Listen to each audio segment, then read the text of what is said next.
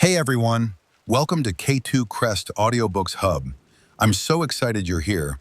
Today we're diving into another amazing book that's going to take us on an incredible journey. So grab your headphones, get comfy, and let's jump right in. Let's start. Let's start the book. What happened to you? Introduction. Shifting the question that changes everything. Have you ever looked at someone's destructive behavior and silently judged them? Asking yourself, what on earth is wrong with them? We all do it, often without even realizing how deeply flawed and limiting that particular question truly is. In their groundbreaking collaboration, Oprah Winfrey and Dr. Bruce Perry invite us to completely flip the script on how we view human behavior and emotional struggles. Instead of asking what is wrong with someone, they urge us to ask what actually happened to them. This simple yet incredibly profound shift in perspective holds the key to unlocking deep empathy, understanding the hidden roots of our trauma, and ultimately finding a path to genuine healing. By exploring the complex architecture of our developing brains and the lasting impact of early experiences, this book offers a beautifully transformative lens for viewing ourselves. It is time to replace our harsh judgments with profound curiosity and boundless compassion. Are you completely ready to change the way you see yourself and the entire world around you? Point 1. Why do we act the way we do?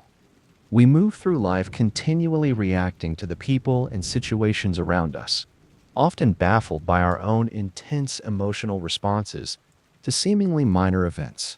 To truly understand these reactions, we must first dismantle the deeply ingrained societal habit of judging our actions as mere character flaws or moral failings.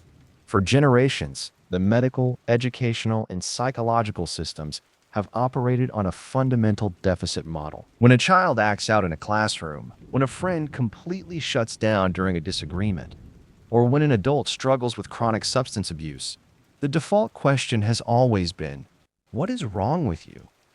This question inherently implies a sense of brokenness. It suggests that the person is defective, lacking willpower, or intentionally causing trouble. However, Dr. Bruce Perry and Oprah Winfrey propose a paradigm shift that is nothing short of revolutionary.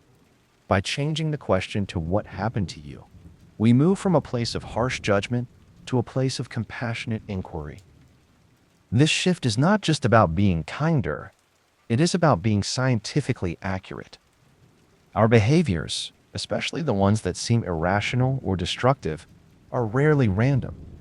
They are deeply ingrained adaptations to our past environments. Oprah shares her own deeply personal stories of growing up in the Jim Crow South, where she was subjected to strict, often physical discipline by her grandmother. For a long time, she carried the heavy burden of feeling like she was inherently bad or flawed whenever she made a mistake. It was only through her extensive work and conversations with Dr. Perry that she realized her coping mechanisms, her intense desire to please people, her extreme sensitivity to the moods of others, were brilliant survival strategies developed by a child who needed to navigate a terrifying and unpredictable world. Consider a moment when you found yourself completely overreacting to a minor criticism at work. Your heart started racing, your palms grew sweaty, and you felt an overwhelming urge to either scream or run away. The "what is wrong with you" framework would label you as overly sensitive or unprofessional. But the "what happened to you" framework gets curious. It asks what previous experiences taught your body that criticism is a dangerous threat to your survival. Perhaps you grew up in a household where a slight shift in a parent's tone of voice preceded a major explosive argument. Your brain learned to associate minor critiques with an impending disaster. Therefore, your reaction at work is not a flaw. It is your brain doing exactly what it was designed to do: protect you from perceived danger.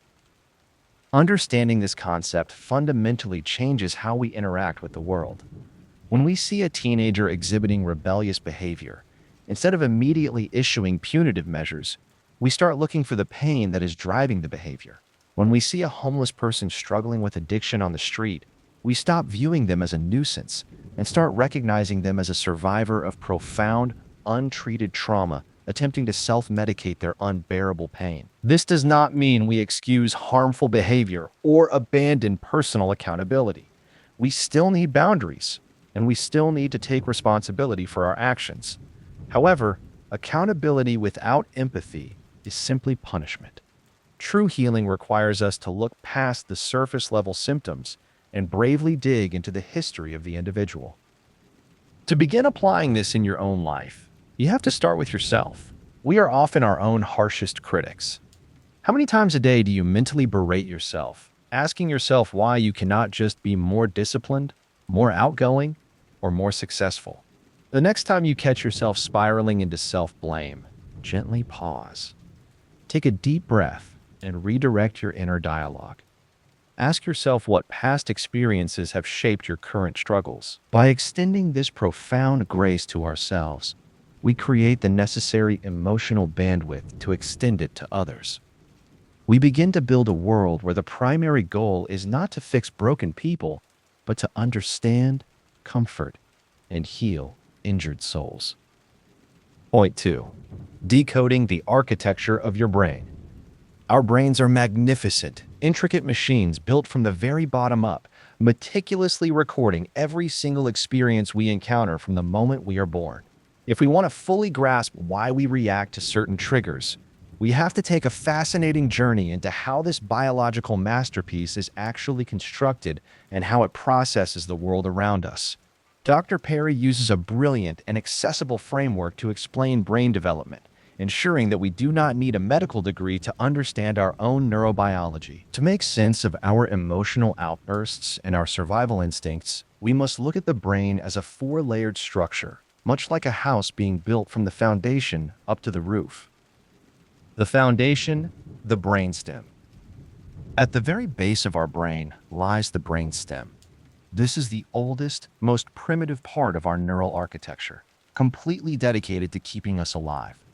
It regulates our core vital functions, our heart rate, our breathing, and our body temperature. It operates entirely beneath our conscious awareness. You never have to remind yourself to breathe or command your heart to beat. The brainstem handles it all flawlessly. The first floor, the diencephalon. Moving up, we reach the diencephalon, which handles arousal, sleep, and fine motor regulation. This area works closely with the brainstem to manage our energy levels and our basic physical responses to the environment. The second floor, the limbic system.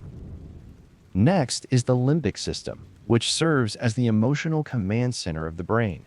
This is where we process feelings, attachment, and relationship dynamics. It is the part of the brain that makes us feel deeply bonded to our loved ones or intensely fearful of a threat. It is highly active in our early childhood development, absorbing the emotional temperature of our surroundings like a dry sponge. The roof, the neocortex. Finally, at the very top, we have the crowning achievement of human evolution, the neocortex. This is the thinking part of the brain. It is responsible for language, abstract thought, complex problem solving, and time perception. It is the part of the brain you are using right now to read and comprehend these words. The most crucial concept to understand about this architectural marvel is the principle of sequential processing. Whenever we encounter any sensory input from the outside world, a loud noise, a specific scent, a harsh word, that information does not go straight to the logical neocortex. Instead, it enters through the foundational brainstem and works its way up. This means our primitive survival brain gets the first crack at analyzing the incoming data. If the brainstem perceives a threat, it immediately sounds the alarm, flooding the body with stress hormones like adrenaline and cortisol. When this biological alarm goes off, a profound shift happens. The brain effectively shuts down the higher-level neocortex to conserve energy for basic survival. This is why, when you are terrified or furious, you literally cannot think straight. Your brain has temporarily disconnected your logic center to prepare you to fight, flee, or freeze. Consider a scenario where you are walking in the woods and suddenly see a long, curved shape on the path ahead. In a fraction of a second, your brainstem registers snake. Your heart races, your muscles tense, and you jump back. All of this happens before your neocortex has even had time to fully process the image. A moment later, your neocortex catches up, analyzes the visual data, and realizes it is just a curved stick. Your heart rate begins to slow, and you laugh at yourself. But notice the sequence. Survival action came first. Logical analysis came second. For someone who has experienced significant trauma, this system becomes fundamentally altered. Their brainstem becomes hypervigilant, constantly scanning the environment for threats, even when they are perfectly safe. A sudden loud noise, a specific tone of voice, or even a particular smell can trigger an intense survival response because the brain associates that sensory input with a past traumatic event. The person might lash out in anger or completely shut down, confusing everyone around them. It is incredibly important to recognize that this is not a conscious choice. It is a biological reflex. When someone is in this triggered state, their logical brain is completely offline. Telling them to calm down or trying to reason with them is entirely futile because the part of the brain that processes logic is temporarily closed for business. Understanding this bottom-up processing is the ultimate key to unlocking effective communication and genuine empathy in our daily interactions. Point 3. The invisible scars of childhood trauma. Childhood is often painted in broad strokes of innocence, carefree play, and boundless joy. But for many, it secretly serves as the invisible battleground where our earliest stress responses are permanently forged.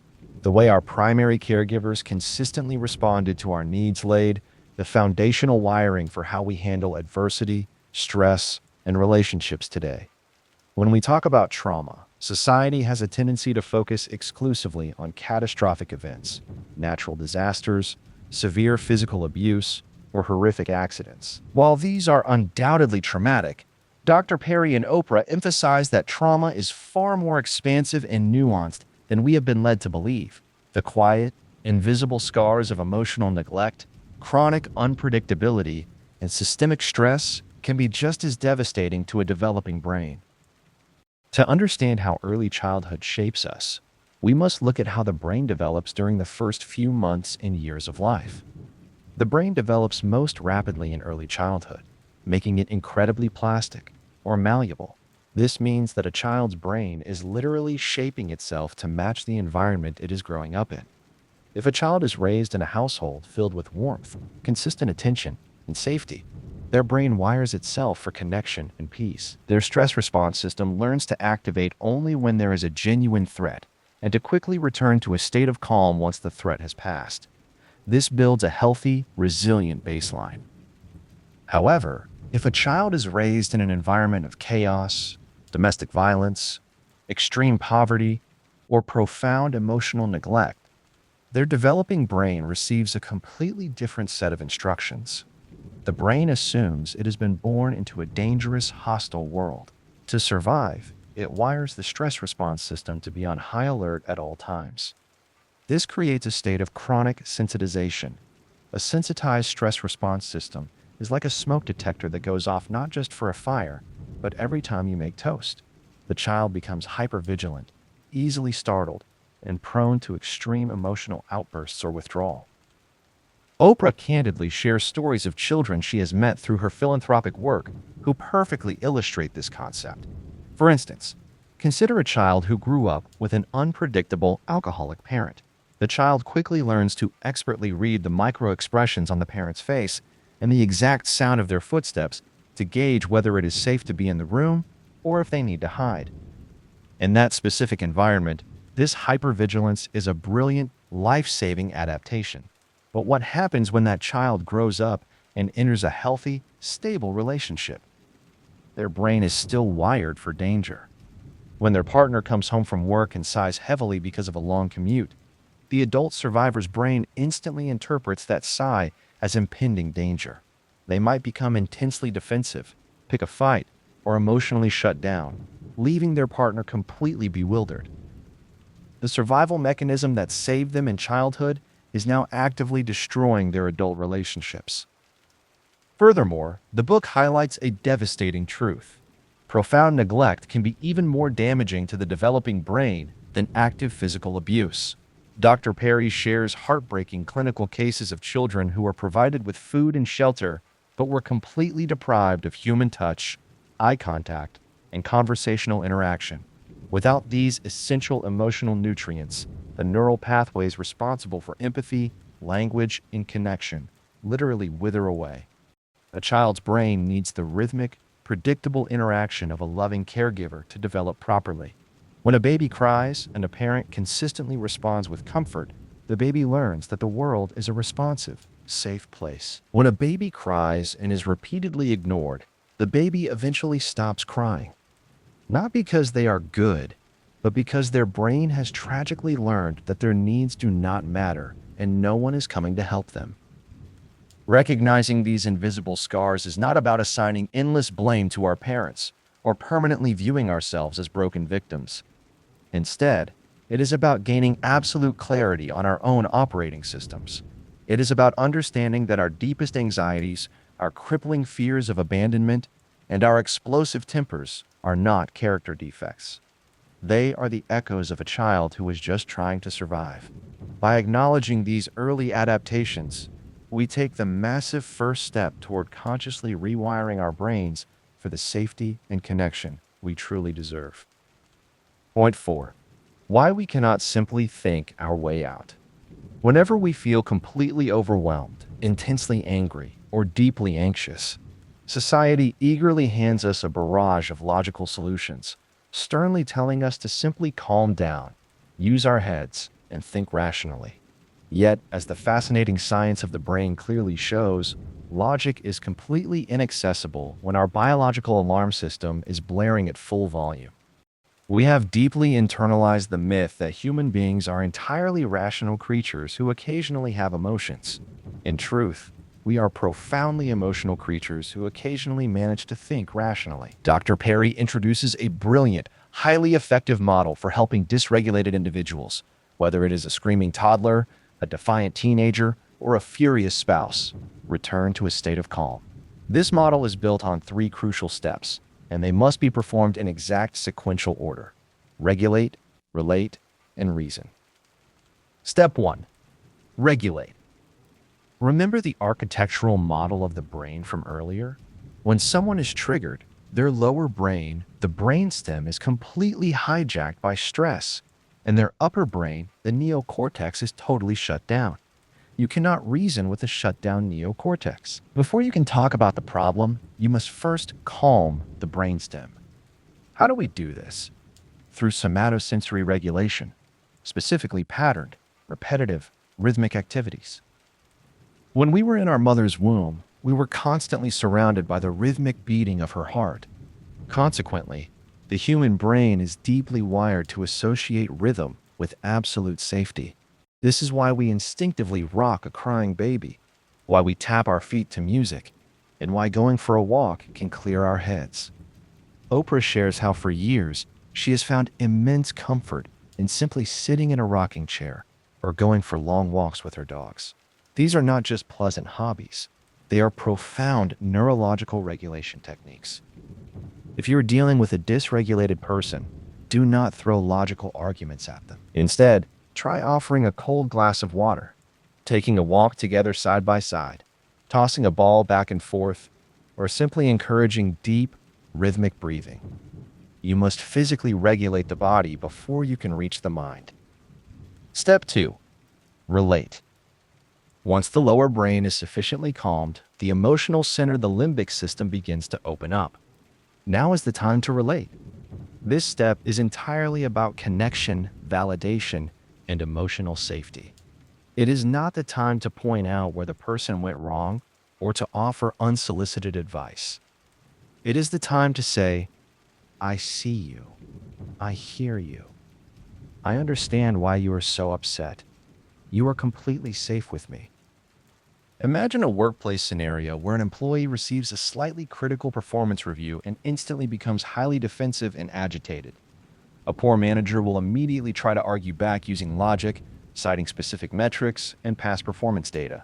This only escalates the employee's stress response, A trauma-informed manager, however, will recognize the dysregulation. They might suggest taking a brief walk to get a coffee regulated. Once the employee's breathing has normalized, the manager will validate their feelings. I know these reviews can be incredibly stressful, and I appreciate how much effort you have been putting in lately, relate.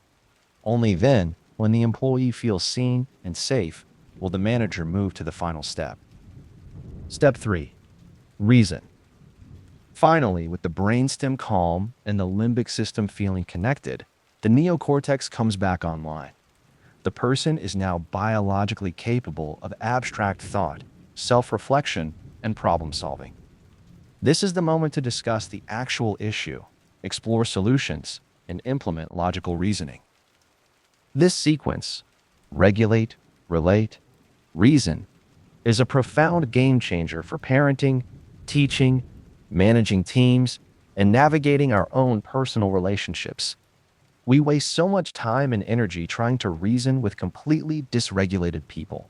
We shout logic at each other over the dinner table, wondering why the other person is being so incredibly stubborn and dense. The reality is that they physically cannot hear your logic. By committing to this three-step process, we align our communication with the actual biology of the human brain, transforming chaotic conflicts into moments of deep connection and genuine understanding. Point 5. The hidden power of relational wealth. We live in a fast-paced, modern world that is utterly obsessed with material wealth and individual achievement, constantly striving to build our financial portfolios and elevate our social status. However, the most critical currency for healing trauma, building resilience, and living a truly fulfilling life is actually the depth and quality of our connections with others. Dr. Perry introduces a concept that is both beautiful and scientifically rigorous: relational wealth. Human beings are fundamentally a tribal species. For hundreds of thousands of years, we survived not because we had the sharpest claws or the thickest skin, but because we had each other. Our neurobiology is explicitly wired for connection, community, and belonging. In today's hyper-individualistic society, we are experiencing a devastating epidemic of relational poverty. We live in isolated, single-family homes. We stare at glowing screens instead of faces, and we boast about our fierce independence. But this isolation goes against our very biology. When we experience stress, our bodies release a flood of hormones. In a healthy, relationally wealthy environment, the presence of loving, supportive people actually acts as a biological buffer, lowering our heart rate and reducing cortisol levels. Just being in the presence of someone who genuinely cares about us signals to our brainstem that we are safe. Dr. Perry's extensive clinical work with severely traumatized children highlights a stunning revelation. The most significant predictor of a child's ability to overcome immense trauma is not the severity of the trauma itself, but the presence of a strong, connected community. Therapy is absolutely wonderful and necessary, but 1 hour a week in a clinician's office cannot compete with the healing power of an entire community. Healing does not happen in a vacuum. It happens in the small, repeated, everyday moments of safe connection. Consider the profound impact of a single caring adult in the life of a struggling child. A child might be returning home every day to an abusive environment, but if they have a teacher who greets them warmly every morning, a coach who believes in their potential, or a neighbor who offers a safe space to talk, those small doses of positive connection can literally alter the trajectory of their brain development. These interactions provide the necessary biological buffering to prevent the trauma from completely destroying the child's future. Oprah often reflects on her own journey, noting that while she faced horrific abuse and poverty, she also had moments of profound relational wealth. She had teachers who saw her brilliance, mentors in the broadcasting industry who guided her, and ultimately, a vast audience that provided a unique form of connection. We must actively evaluate our own relational portfolios. Who are your people? Who can you call at 2 in the morning when the world is falling apart?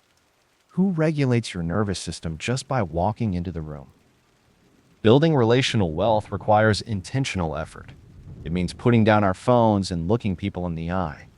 It means checking on our neighbors, volunteering in our communities, and having the courage to be vulnerable with our friends. It is important to understand that true connection is not about presenting a perfect, polished version of ourselves to the world. It is about allowing ourselves to be seen in our messy, imperfect reality and knowing that we will not be abandoned.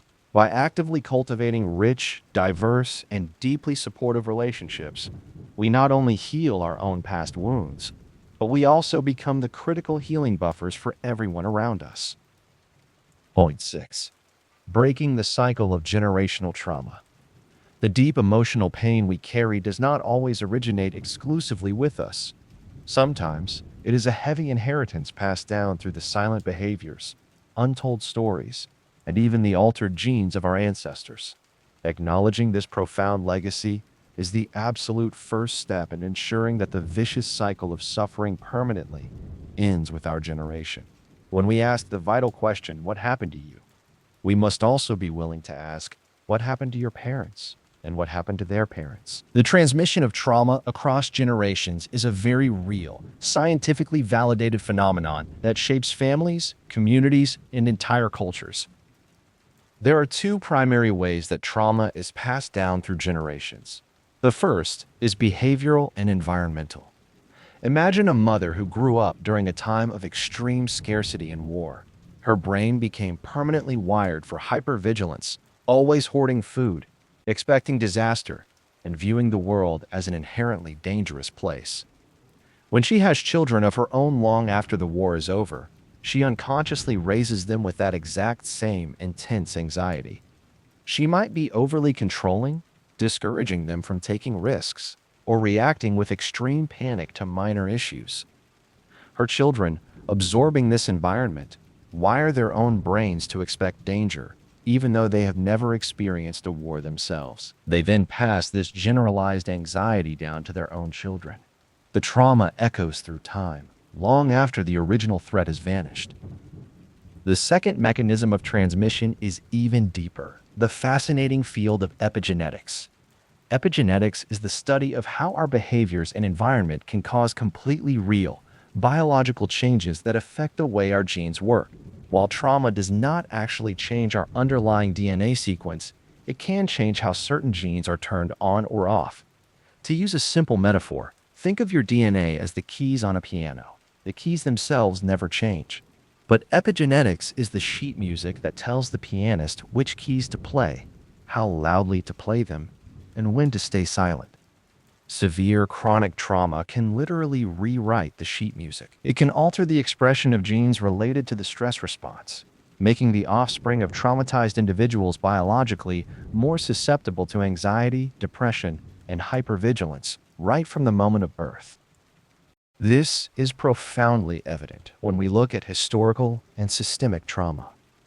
Oprah and Dr. Perry deeply explore the devastating impact of centuries of racism, oppression, and marginalization on minority communities. You cannot subject generations of people to slavery, Jim Crow laws, systemic violence, and chronic economic deprivation without it fundamentally altering the biological and psychological landscape of the descendants. The constant, grinding stress of navigating a society infected with bias acts as a continuous trauma, keeping the collective stress response system perpetually activated. However, recognizing generational trauma is absolutely not a sentence of doom. It is a profound awakening.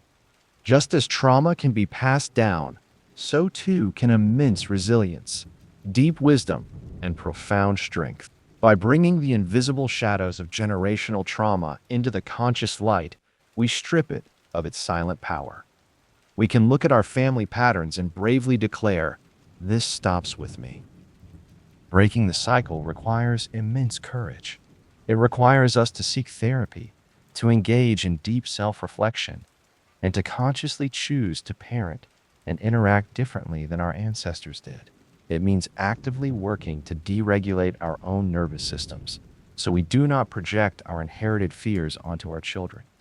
It is incredibly hard work, but it is the most vital work we can ever do. When we heal ourselves, we are not just healing our own individual wounds. We are reaching back to heal our ancestors and reaching forward to protect our descendants. Point 7. The devastating impact of silent neglect.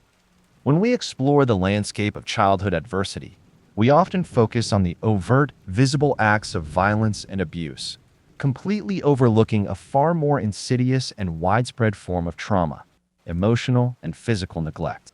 Neglect is the trauma of absence. It is not about what horrific things happen to a child, but rather about the beautiful, necessary things that completely failed to happen. Dr. Perry's extensive neurobiological research reveals a chilling reality. Profoundly ignoring a child can be biologically more devastating to brain development than actively beating them. Understanding the profound impact of this silent neglect is absolutely crucial for comprehending the complete spectrum of human trauma. To understand why neglect is so incredibly destructive, we must revisit the concept of the brain as a sponge. A child's developing brain literally requires patterned, repetitive sensory input from a loving caregiver to build the complex neural networks necessary for a healthy life. It needs the gentle touch of a mother, the soothing voice of a father, the engaging eye contact, and the interactive play. These are not just pleasant bonuses. They are the fundamental building blocks of human neurobiology. They are the essential nutrients that tell the brain you exist, you matter, and the world is a place worth engaging with. Dr. Perry shares deeply moving accounts of children raised in severely neglected environments. He discusses cases where infants were left in cribs for 22 hours a day, provided with basic food and a clean diaper, but practically zero human interaction. In these tragic scenarios, the areas of the brain responsible for language, emotional regulation, and deep attachment simply do not develop. The brain operates on a ruthless use it or lose it principle. If the neural pathways for human connection are not stimulated early and often, the brain prunes them away, assuming they are unnecessary for survival in a cold, isolated world. This profound lack of input creates adults who struggle immensely with the very core of human existence. They may find it completely impossible to form deep romantic bonds, feeling fundamentally disconnected from the rest of humanity. They might struggle with a chronic, unshakable sense of emptiness, a void that was created before they even had the language to describe it. Oprah relates this to her own early years, acknowledging the profound loneliness she felt when she was sent to live with relatives who provided a roof over her head, but absolutely no emotional warmth or nurturing. The message internalized by the neglected child is devastatingly simple: I am entirely invisible, and my needs are a burden. Furthermore, modern society has introduced a new, highly pervasive form of neglect that is quietly damaging millions of children: digital neglect. We now live in an era where parents are physically present, but emotionally entirely absent, their faces constantly buried in smartphones and tablets. When a toddler looks up, seeking the affirming gaze of their parent, and instead sees the back of a glowing rectangle, a micro moment of emotional neglect occurs. Over time, these thousands of micro moments compound, subtly depriving the child's brain of the essential face-to-face interaction required to develop crucial social and emotional intelligence. Recognizing the deep scars of neglect helps us cultivate immense empathy for the people in our lives who seem emotionally distant, fiercely independent to a fault, or chronically detached. Their aloofness is often not a sign of arrogance. It is a tragic adaptation to a world that taught them early on that no one was coming to hold them. For those who have suffered from neglect, the healing journey involves slowly and bravely learning to let others in. It involves retraining the brain through safe, consistent, and patient relationships to finally trust that connection is possible, that their voice deserves to be heard, and that they are entirely worthy of being seen. Point 8. The conclusion. Healing is rarely a linear, predictable journey with a neat, perfectly tied up ending. Instead, it is a lifelong, deeply profound process of integrating our darkest past into a stronger, more compassionate present. The ultimate goal of understanding what happened to us is not to remain permanently stuck in the trauma, but to transcend it through immense patience, deep understanding, and consistent connection. The heavy, suffocating burden of trauma can miraculously transform into a profound source of strength. This brings us to the beautiful, empowering concept of post-traumatic wisdom. We frequently hear the term post-traumatic stress disorder (PTSD), which focuses entirely on the deficits and the ongoing struggles caused by trauma. However, human beings possess an astonishing biological superpower known as neuroplasticity. Neuroplasticity is the brain's incredible ability to physically rewire itself, form new neural connections, and adapt to new environments at absolutely any age. While the brain is undeniably most plastic during early childhood, it never completely loses its ability to change. This means that no matter how severe your early experiences were, you are never fundamentally broken beyond repair. Your brain can learn new ways of loving, new ways of reacting, and new ways of living.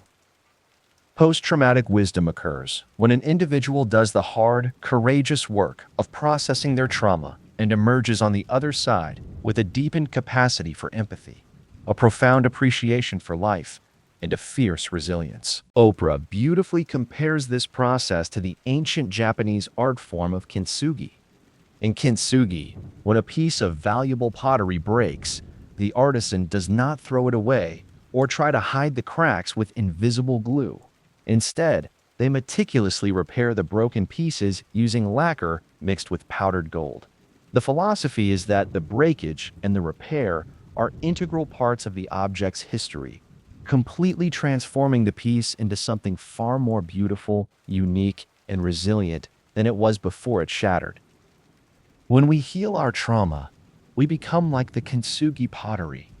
The gold in our cracks is the profound empathy we can now offer to others who are silently suffering. Because we have walked through the darkest fires of despair, we can sit with others in their darkness without flinching. We develop a heightened sensitivity to injustice, a fierce protective instinct for the vulnerable, and a deep, abiding gratitude for the moments of peace and connection we now experience. To achieve this wisdom, we must embrace the daily practice of extending grace, both to ourselves and to the people around us. Healing requires us to be exquisitely gentle with our own nervous systems. When we stumble, when we fall back into old, reactive patterns, we must not berate ourselves. Instead, we must pause and kindly say, "My brain is just trying to protect me, but I am safe now." We must actively seek out those small, daily doses of relational wealth, a warm hug, a deep conversation with a friend, the rhythmic calmness of a walk in nature. Ultimately, what happened to you is a profound call to action for humanity.